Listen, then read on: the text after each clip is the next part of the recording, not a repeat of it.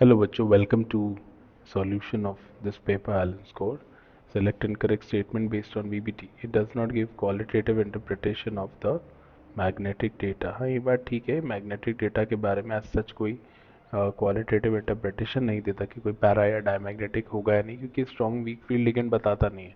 कोई प्रॉपर्टी जब पता होती है उससे आगे डिड्यूस करता है, तो it does not distinguish between weak and strong ligand. हाँ, ये नहीं करता है, इसका प्रॉब्लम है। It does not explain structures of coordination compounds. So yes it does. Why?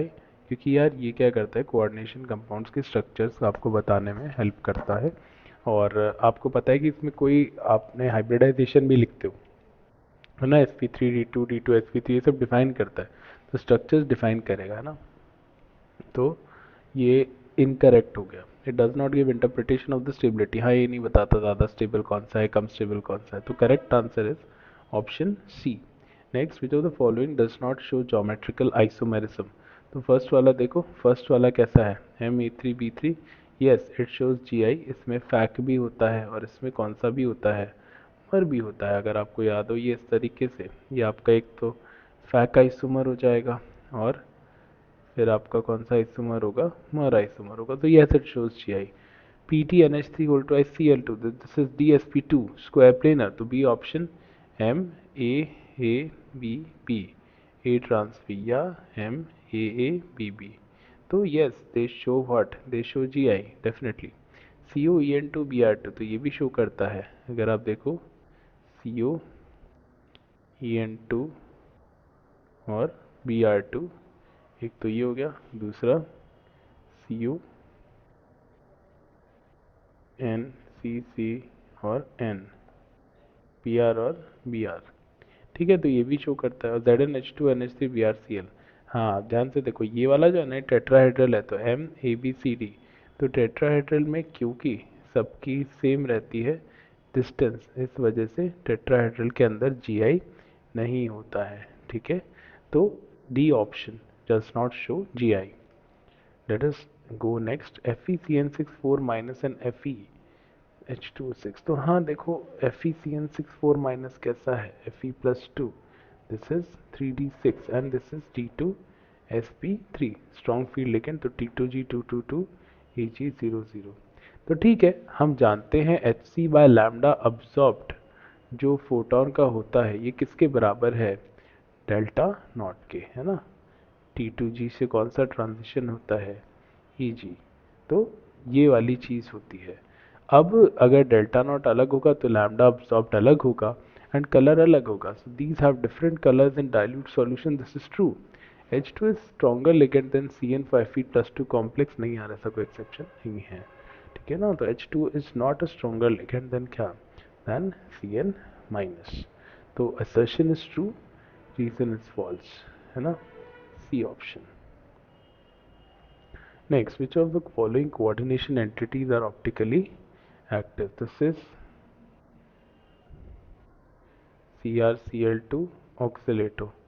तो आप देखो इसमें ही ऐसा होगा, ऑक्सीलेट O, मतलब ये इसको ऐसे बना सकते हो, CrCl2 और ऑक्स A, यहाँ पर फिर A, ये।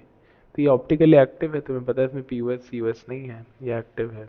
ये वाला ट्रांस MAB ट्रांस, तो Ma2 ट्रांस कर लो और ये B कर लो।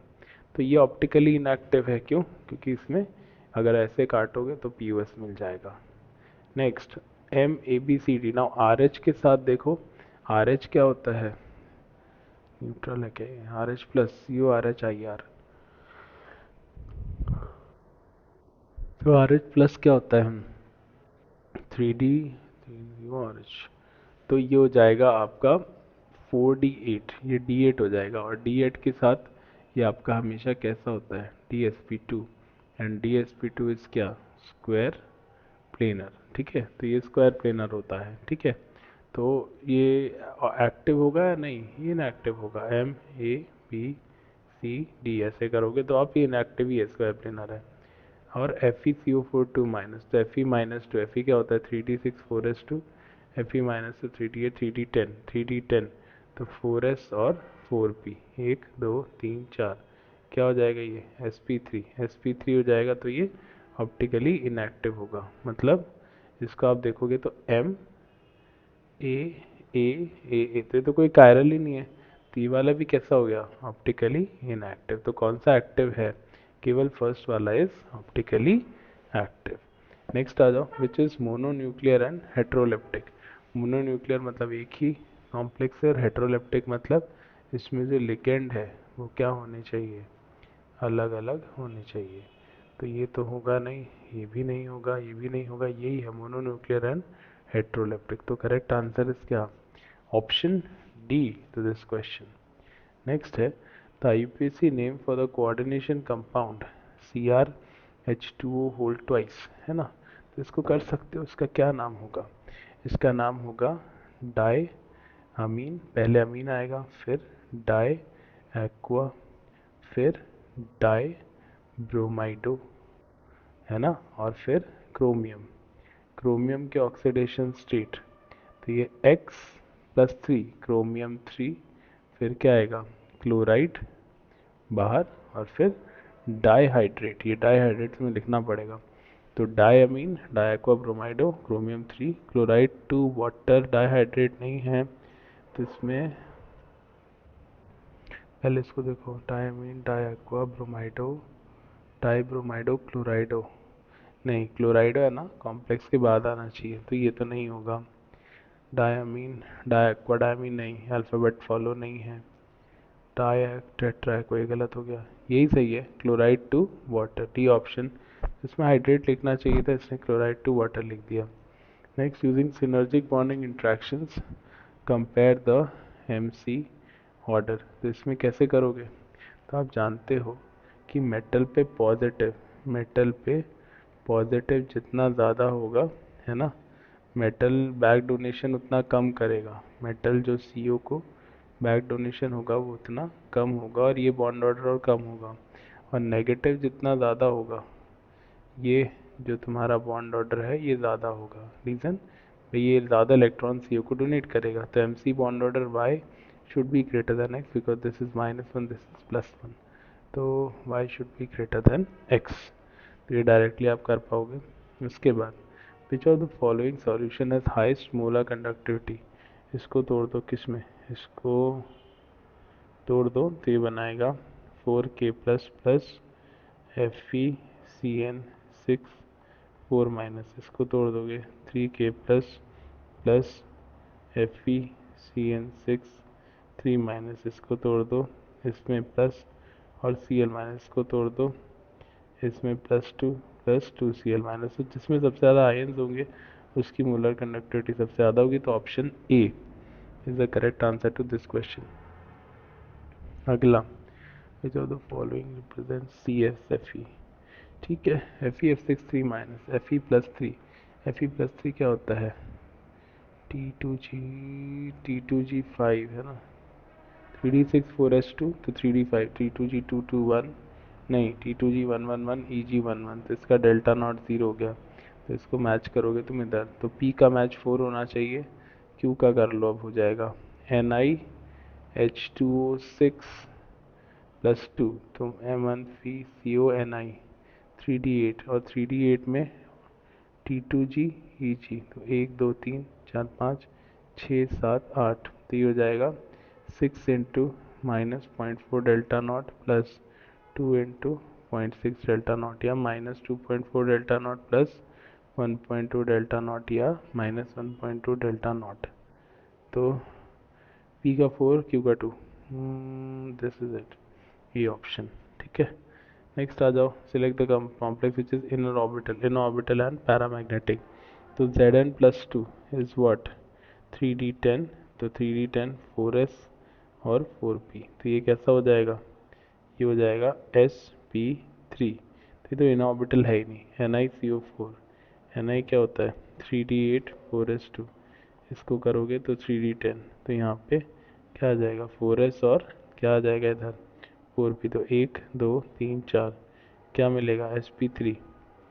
तो इनर ऑर्बिटल भी है और पैरामैग्नेटिक, तो ये तो आउटर ऑर्बिटल है। FeF6 3-, Fe+3 3D6 4s2, Fe+3 3D5, और F जो है ना वो वीक फील्ड लिगेंड है, तो 1 2 3 4 5, 1 2 3 4 5, ये 3D5 हो गया, ये 4S हो गया, ये 4P हो गया, और फिर वो 4D हो गया, तो ये क्या हो जाएगा sp3d2।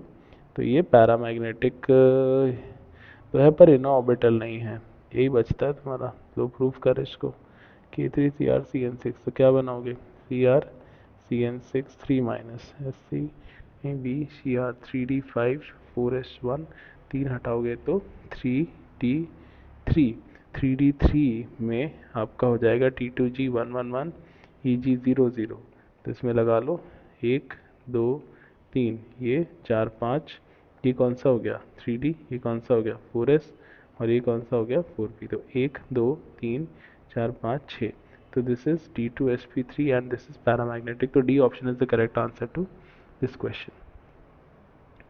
Next, which of the following is correct, rate of ArSN2। ArSN2 में देखो जितने ज़्यादा ऑर्थो पैरा पे ग्रुप्स होते हैं रेट ऑफ ArSN2 उतनी ज़्यादा है, तो यहाँ पर ऑर्डर ये होना चाहिए, तो फर्स्ट तो गलत हो गया। These cannot be differentiated using iodoform, नहीं कर सकते हो, आयोडोफॉर्म इसको ऑक्सीडाइज करेगा इसमें और आपको मिलेगा CH3CO माइनस प्लस CHI3, और इसको कोई ऑक्सीडेशन नहीं होगा, तो इसको आयोडोफॉर्म से आप डिफ्रेंशिएट नहीं कर सकते। नेक्स्ट, ये वाला कंपाउंड, ये वाला कंपाउंड में आप जब ये करोगे ना O माइनस, इस बॉन्ड के इलेक्ट्रॉन इधर, इस बॉन्ड के इलेक्ट्रॉन इधर, तो आपको मिलेगा C double bond O CH3, 1 2 3 1 2 3, और यहाँ O माइनस, तो देखो ये आयोडोफॉर्म फिर से टॉलेंस टेस्ट ये नहीं देगा, ये भी नहीं देगा, तो इनको डिफ्रेंशिएट नहीं कर पाओगे, है ना। नेक्स्ट, इनको डिफ्रेंशिएट कर सकते हो जिंक Br2H2O टेस्ट, हाँ कर सकते हो। ये ब्रोमीन वाटर के साथ क्या देगा, पॉजिटिव टेस्ट देगा। अगर मैं ब्रोमीन का एडिशन कराऊँ तो ब्रोमीन का ट्रांस एडिशन होगा, तो उसका रेड कलर डीकलराइज जाएगा, और ये नो रिएक्शन, तो हाँ इनको डिफ्रेंशिएट कर सकते हो, D is the correct answer to this question. Next, the glycosidic linkage, तो सुक्रोज क्या होता है, सुक्रोज होता है alpha D glucose and beta D fructose, तो आप देखो इसमें C1, इसका तो C1 होता है और इसका C2 होता है ना, एनोमेरिक कार्बन से आपका लिंकेज होता है, तो m² प्लस n² बाई 2, 2.5, तो आंसर इज B 2.5। अगला, which sites will be more preferred for electrophilic aromatic substitution, तो देखो यहाँ CH2 है, ये HC से इस रिंग को एक्टिवेट करेगा, ऑर्थो पैरा डायरेक्टर, ऑर्थो पे स्टेरिक है तो पैरा पे जाएगा तो S, और यहाँ पे आप देखो इन दो रिंग्स में ऑक्सीजन प्लस M लगाएगा, तो ये एक्टिवेट करेगा कहाँ पे, इधर और इधर, तो X और Y है, तो Y का जो इलेक्ट्रॉन डेंसिटी है वो ज़्यादा है, और इस वजह से यहाँ पे X पे तो क्या स्टेरिक हो जाएगी, तो Y should be greater than X, तो correct option is S and Y, T option. Aniline on treatment with NaNO2HCl followed by coupling with this gives the butter yellow compound, तो aniline का जब तुम करोगे तो N Me फिर N double bond N, और ये हाँ ये बटर येलो कंपाउंड है, और इसमें कलर क्यों होता है, क्योंकि एक्सटेंडेड कॉन्जुगेशन होता है। So statement 1 is true and 2 is true. अब क्या बोल रहा है, the colour of the compound formed is due to the extended conjugation, तो देखो ये जो कलर ऑफ द कंपाउंड होता है वैसे एक्सटेंडेड कॉन्जुगेशन तो होता है, बट हाँ इसका एग्जैक्ट रीज़न क्या है, इसका एग्जैक्ट रीज़न ये है कि ये जो है ना ये आपका इसमें पाई स्टार जो में जो इलेक्ट्रॉन्स होते हैं जब वो एक्साइट होते हैं तो फिर आप उनको अच्छे से मतलब विजिबल रीजन में आता है ना, तो इसका आंसर होना चाहिए ए ऑप्शन ही होना चाहिए, it is the correct explanation for statement 1। Next आ जाओ, which of the following is correctly match with the product, इसमें ये देखो ये टूट के कैटायन बनाता नहीं है क्योंकि इसमें डबल बॉन्ड कैरेक्टर होता है, तो ये रिएक्शन नहीं होगी। इसमें Cl2X दिस इज ट्रू, इसमें तुम है ना फिर से यहाँ पे कैटायन नहीं बना पाओगे क्योंकि इसमें डबल बॉन्ड कैरेक्टर है, फिडलक्राफ्ट नहीं देता, और हाईली डीएक्टिवेटेड रिंग्स भी फिडलक्राफ्ट नहीं देती, तो एक ही ऑप्शन सही है, वो कौन सा ऑप्शन है, करेक्टली मैच विद प्रोडक्ट, तो correct answer is option B. ठीक है, so I hope you are getting this one. Next question, total number of racemic mixtures can be formed. तो देखो इसमें पहला C8H10O2, इसका डी कितना होता है 9 माइनस 10/2 5 4, तो 4D हो गया। और ये वायलेट कलर भी दे, अब 4D तो बेंजीन ही खा गया, वायलेट दे तो ये है। तो अब हमें कायरल चाहिए, कायरल में एक ये बना सकते हो इसमें RS, तो पहला रेसिमिक मिक्सचर, ठीक है। दूसरा बना सकते हो OH CCOH, इसमें हो गया दूसरा रेसिमिक मिक्सचर RS। और तीसरा बना सकते हो OH फिर CC और OH, ये आपका हो गया तीसरा रेसिमिक मिक्सचर। तो 3 ऐसे रेसिमिक मिक्सचर आप बना सकते हो जो FeCl3 के साथ वायलेट कलर भी देते हैं। Next, spin only magnetic moment of Ni in NiNH3, ठीक है। Ni+2 3D8 है, वीक फील्ड लिगेंड है, तो हो जाएगा T2G और Eg 1 2 3 2 2 6 7 8। तो spin only magnetic moment is √n 2 × 2+2 4 Bohr magneton. So I hope ये तो आप कर ही लोगे। Next, 0.1 m 5 litre of CONH3 Br is treated with excess, ठीक है। तो इसके मोल्स कितने हो गए, इसके जो मोल हो गए ये हो गए 0.5 मोल्स, है ना। और येलो पीपीटी बनाओगे तो इसके 0.5 मोल है, तो Br माइनस के भी कितने मोल हैं 0.5 मोल। जब तुम इसे AgNO3 के साथ करते हो तो AgBr के 0.5 मोल बनेंगे, और इसका जो मास हो जाएगा 0.5 इंटू 108 + 80 या 188 या 188/2 94 ये आंसर होना चाहिए इसका, ठीक है। So I hope you are getting this one as well. उसके बाद अगला क्वेश्चन ले लेते हैं। अगला क्वेश्चन है क्यूमीन। तो क्यूमीन क्या होता है, क्यूमीन ये होता है, इसमें आपने क्या डाला O2 और H, तो क्या बनेगा CCCOOH, H2SO4 डालोगे तो तुम्हें मिलेगा फिनॉल प्लस एसीटोन, ये मिल जाएगा। और ये जो फिनॉल है इसकी रिएक्शन किससे करा रहे हो, इसके साथ तो एसाइलेशन करा रहे हो। थैलीन डाइटेस्ट कॉन्सेंट्रेटेड H+। तो इसमें फिनॉल का जब तुम थैलीन डाइटेस्ट कराओगे ना तो ऐसा कुछ आएगा O, यहाँ पर ये OH और यहाँ पर ये OH। This is an indicator degree of unsaturation. तो 4 4 4 12 13 14 14 is the correct answer to this question, ठीक है। अगला क्वेश्चन लेते हैं। आपसे बोल रहा है कंसिडर मेजर एरोमेटिक प्रोडक्ट, तो इसमें अगर ये डालोगे यार तो तुम्हें पता है ये ना डी ब्रोमो सल्फोनेशन कराता है, मतलब डी सल्फोब्रोमिनेशन OH Br Br और Br, तो ये भी कर ही लोगे, इसमें तो कुछ खास करना नहीं है। और लास्ट है an aromatic compound gives positive test with FeCl3 and also exit, मतलब ये ऐसा है देखो C8H8 हो, इसका ड्यू निकालो 9 - 8/2 2 4 5, तो ये FeCl3 भी देता है और एरोमेटिक भी है 4, अच्छा X8 है। तो इसमें ट्रिपल बॉन्ड भी चाहिए, तो FeCl3 देगा, और अगर ये देगा तो इसका ड्यू जो है ना 4 5 6 6 होना चाहिए, तो 6 होना चाहिए, तो ये H6 होगा क्या 9 - 6/2 3 6 4 5 6, हाँ।